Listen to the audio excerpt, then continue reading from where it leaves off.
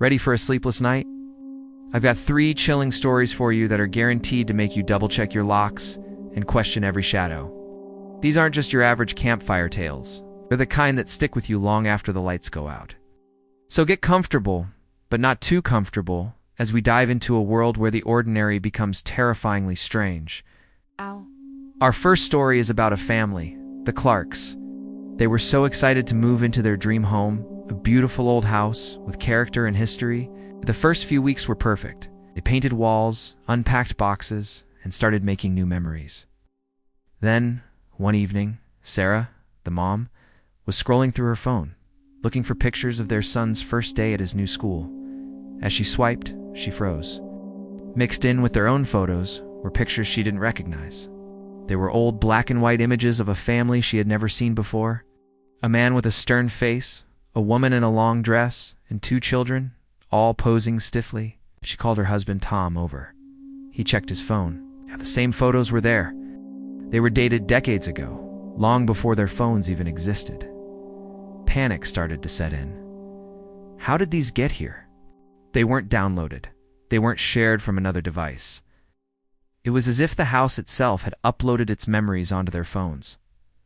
Over the next few days, more photos appeared. A picture of the strange family celebrating a birthday in the very living room they were now sitting in. A photo of the little girl from the picture staring out of what was now their son's bedroom window. The most unsettling part. In some of the newer photos, the faces of the old family seemed to be subtly looking in a different direction, their eyes following the Clarks through the lens of time. They tried deleting them, but the photos would always reappear, sometimes more numerous than before. It was as if the previous residents wanted to make sure the Clarks knew they weren't the only family living in that house. They were sharing their home and their memories with ghosts in the machine. Next up, we hit the road for a classic tale with a modern, terrifying twist. Imagine you're driving late at night. The road is long, dark, and completely deserted. The only sound is the hum of your engine and the low static of the radio. Your headlights cut a lonely path through the endless black. Up ahead, you see a figure, a hitchhiker. Every instinct screams at you to keep driving, but something makes you slow down. Maybe it's the rain that just started, or maybe it's a flicker of pity. You pull over. A young woman, soaked to the bone, peers through the window. She looks harmless, just scared and cold. She tells you her car broke down a few miles back and she just needs a ride to the next town. You hesitate, but then you unlock the door. She gets in, shivering, and thanks you profusely. You try to make small talk to ease the tension, but her answers are short, her gaze fixed on the road ahead. You ask her name? She whispers, Eliza. The silence that follows is heavy. You notice the temperature in the car dropping, a chill seeping into your bones that has nothing to do with the weather outside. You glance at her and notice she isn't shivering anymore. In fact, she's perfectly still. You ask if she's okay. She slowly turns her head and her eyes. They're completely black, 2 empty voids. A faint, sweet smell, like decaying flowers, fills the car. Her voice, when she speaks again, is a hollow echo. Dot. You should have kept driving. Your heart hammers against your ribs. The next town is still miles away. You're trapped in a metal box hurtling through the darkness with something that isn't human. You slam on the accelerator, but the road seems to stretch on forever. The darkness outside, matching the terrifying emptiness in your passenger's eyes. Finally, our third story is one that will make every parent's blood run cold. It's about a little girl named Lily and her imaginary friend.